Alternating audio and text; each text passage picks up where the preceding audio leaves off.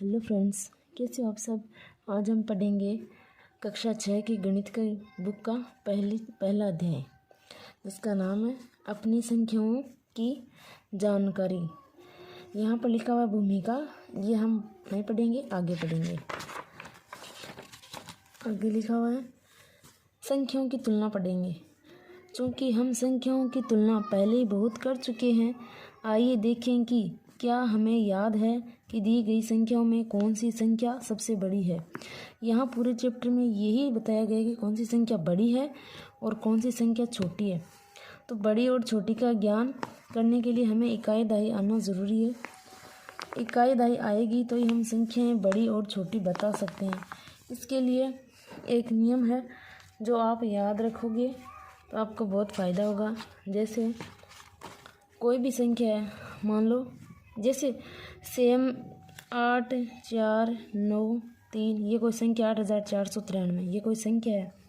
और दूसरी संख्या है 5 5 4 6 2 3 54,623।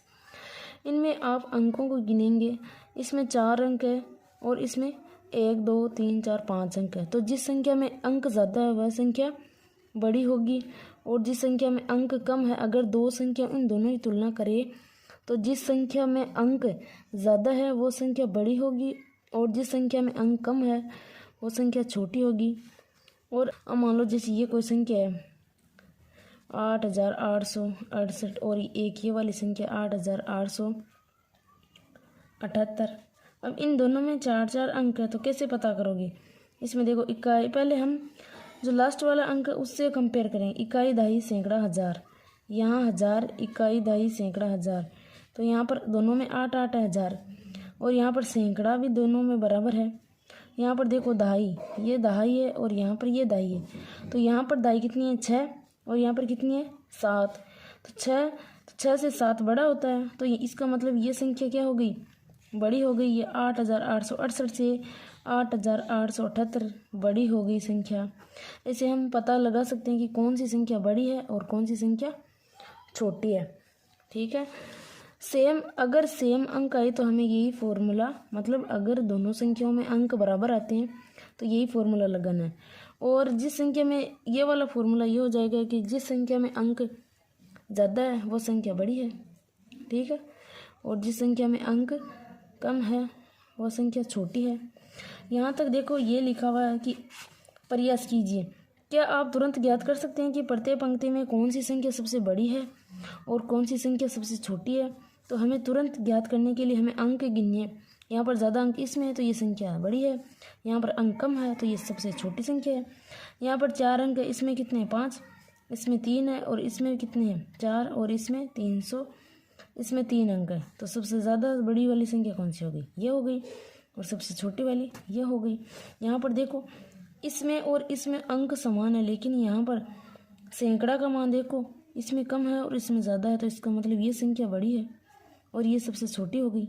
बाकी देखो यहाँ पर 4 अंक है और इसमें भी 4 अंक है, लेकिन यहाँ पर ये वाली संख्या इससे बड़ी है, लेकिन हमें तो यही बताना है कि सबसे बड़ी और सबसे छोटी। 89,423 सबसे बड़ी हो जाएगी और 100 सबसे छोटी हो जाएगी। आगे देखो यहाँ पर इसमें 4 अंक है, इसमें 5 अंक हो गए, इसमें 3 अंक है, इसमें 4 अंक है और इसमें 3 अंक है। तो हमें सबसे पहले 5 अंकों वाली सबसे बड़ी बता देनी है। और सबसे छोटी की बात करें तो यहाँ पर तो दोनों में 4 है, तो इनको नहीं देखना हमें।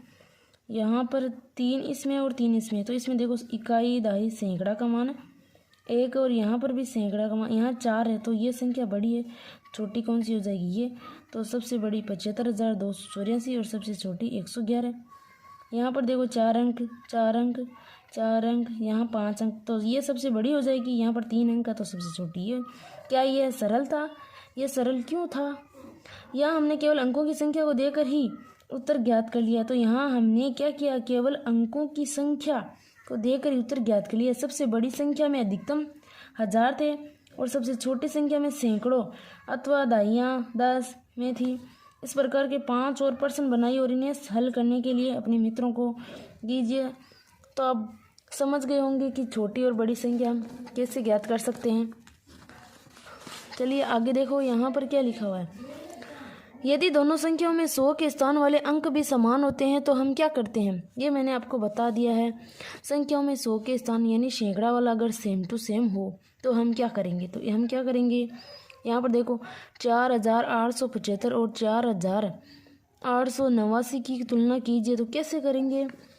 यहाँ पर देखो इस तरफ 4875 और 4889, यहाँ पर हजार बराबर है, यहाँ पर सैकड़ा का मान बराबर है, यहाँ दहाई का देखो, दहाई में अलग अलग है, दहाई में क्या होगा सेम, अगर अंकों की संख्या समान हो तो यहाँ पर देखो दहाई का मान 7 है, यहाँ पर दहाई का मान 8 है, तो बड़ा कौन होता है 8, इसका मतलब क्या हो जाएगा, बड़ी ये वाली संख्या है।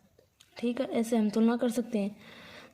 आगे देखो यहाँ पर है 4875 और 4879 की तुलना कीजिए तो आपको पता चल जाएगा ये 48 लिखा हुआ है, यहाँ दहाई का मान 7 है, यहाँ दहाई का मान 7 है, यहाँ तक दोनों संख्याएं एक सेम है।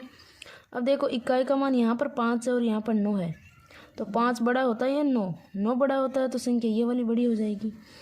यहाँ लिखा हुआ प्रयास कीजिए, प्रत्येक समूह में सबसे बड़ी और सबसे छोटी संख्याएं ज्ञात कीजिए। तो सबसे बड़ी और सबसे छोटी संख्याएं को ज्ञात करने का तरीका मैंने आपको बता ही दिया है। तो यहाँ पहले लिखा है 4536, 4892, 4370। यहाँ पर देखो सभी में क्या लिखा हुआ है, कितने, हमें सबसे पहले संख्याओं में अंकों को गिनना है। तो यहाँ पर 4 अंक है, यहाँ पर 4, यहाँ पर 4, सभी में 4 लिखे हुए हैं। फिर दूसरा तरीका क्या था कि हम इकाई दहाई सैकड़ा से देखेंगे। यहाँ पर देखो सब में सैकड़ा का मान मतलब 1000 का मान देखो 4 4 4 4। फिर क्या देखेंगे हम, यहाँ पर देखेंगे 1000 का मान, यहाँ पर 5 है, यहाँ पर 8 है, यहाँ पर 3 है, यहाँ पर 4। तो सबसे ज़्यादा किस में, यहाँ पर है, तो ये सबसे बड़ी संख्या हो जाएगी। ठीक है, और सबसे कम किस में, यहाँ 5 है, यहाँ 8 है, यहाँ 3 है और यहाँ पर 4 है, तो सबसे छोटी ये हो जाएगी। सिंपल है। और यहाँ पर देखो, यहाँ पर अंक कितने, 5 5 5 और 5 5 5 अंक सब में गिन लेते हैं फिर से, 1 2 3 4 5, यहाँ पर भी 5 5।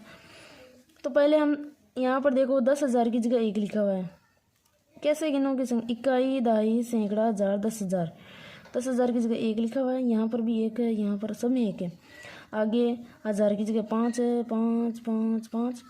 यहाँ पर देखो अब सैकड़ा का मान 6 है, यहाँ पर देखो अलग हो गया, यहाँ पर 1 है, यहाँ पर 8 है, तो सबसे ज़्यादा इसमें है, तो ये सबसे बड़ी संख्या हो जाएगी।